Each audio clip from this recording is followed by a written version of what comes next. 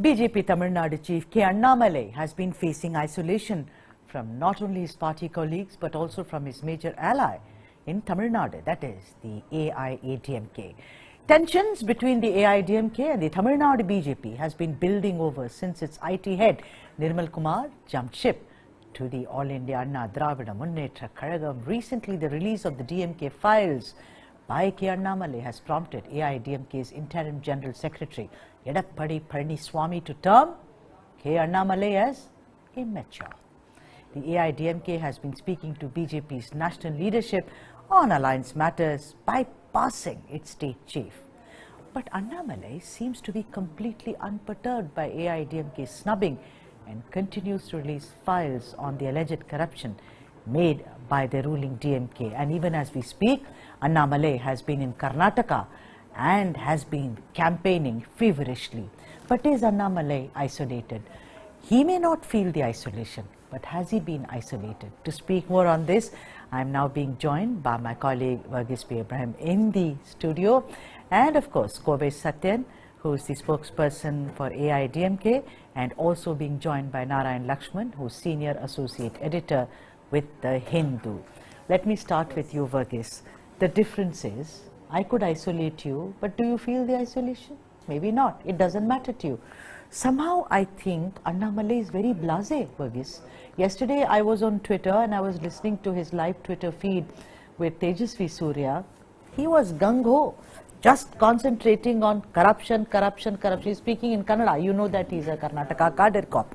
So all I'm saying is that it seems like it's water off a duck's back, you know, so far as Annamalai is concerned. Well, it looks like that, but Annamalai at the same time seems to be projecting himself as the voice within the opposition, the voice that has to be asking questions. And also, there is this huge issue in Tamil Nadu about AIADMK and the state BJP unit as to who is the bigger partner. Of course, when you see by numbers, and there is no going over. It is AIADMK. But Annamalai has been trying to, say that the BJP is going to be the sole voice, and probably his entire way of taking on the DMK without even consulting their allies at times, and sometimes even bypassing the AIADMK without even looking at AIADMK. Of course, has been after the way Annamalai has treated them. They have also been reciprocal with their gestures. So Annamalai seems to be trying to fight for that opposition space. Is he trying to eat into AIADMK in the longer run? Is the strategy? That is what he's planning to do. And if he's planning to do, thus the BJP central leadership has given the blessings for it. These are crucial questions that we must explore. Absolutely. Let me get Kovai Sathyan in. Sathyan, it is very clear now. First, what Edappadi, when he was addressing the media, he said, don't ask me questions about him, almost saying that he's immature. Then his meeting with Amit Shah, where he's going to present him apparently with a charge sheet of the DMK's corruption and also discuss other issues. Where is Annamalai in all this? Seems like he's standing all alone. He's the BJP chief, I say. You were in alliance. So what is happening? Do you think Annamalai is completely isolated now, Sathyan? Yeah, good afternoon, Sudha. Vanakkam. Good to see you. Yeah, vanakkam. The question should be asked to BJP, Sudha. That question doesn't fit for AIADMK. As far as our leader is concerned, he is not in the nominated role. He was chosen and elected by the 1.5 crore cadres of Tamil Nadu. He has put in 5 decades of experience in public life. And yet, having known the nuances of politics, he talks with the persons who are in command of BJP. Mr. Annamalai has got a role from the High Command. Yeah, it's true that his bosses are at Delhi and he is accountable and answerable to his bosses in Delhi. And there is no rule stating that AIADMK has to follow the hierarchy of going to the state leader first, then to the Senate. It doesn't happen in alliance. You are a national party. Yeah. With due respect.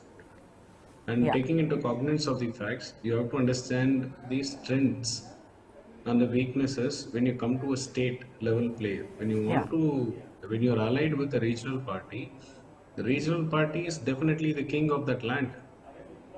And AIADMK, the last 50 years of its inception, has ruled the state for 32 years, and it has got grassroots reaches in Tamil Nadu. As far as TM politics concerned, the call will be who Yeah. will call the shot. It is AIADMK and the leader is Edappadi.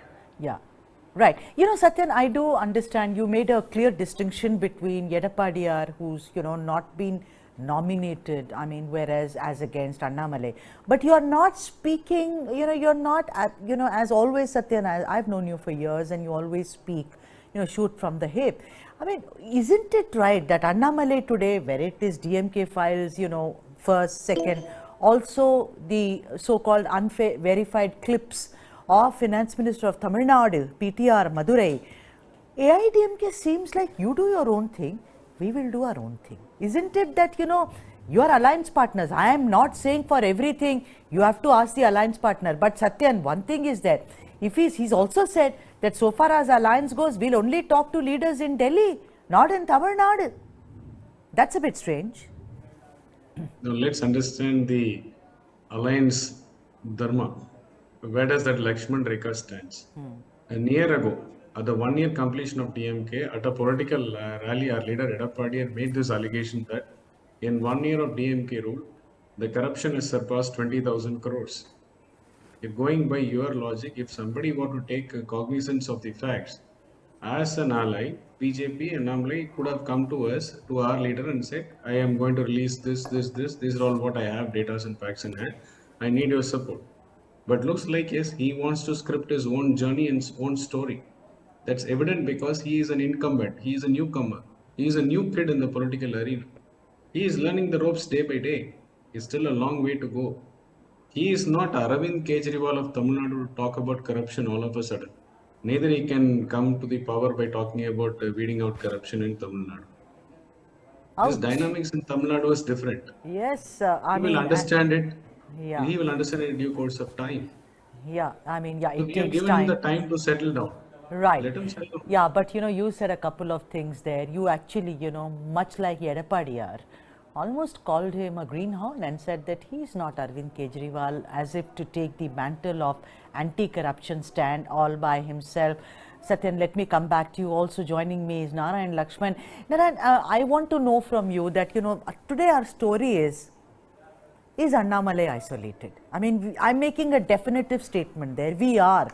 Like I said, I could feel it, but if I am, it's politics, it's there, because look at it. Look at what I was telling Sathyan. One after the other, you can see that the alliance partners, yes, he's my big brother. Yes, he has more power. Yes, he's the son of the soil, as it were, his party, not just him.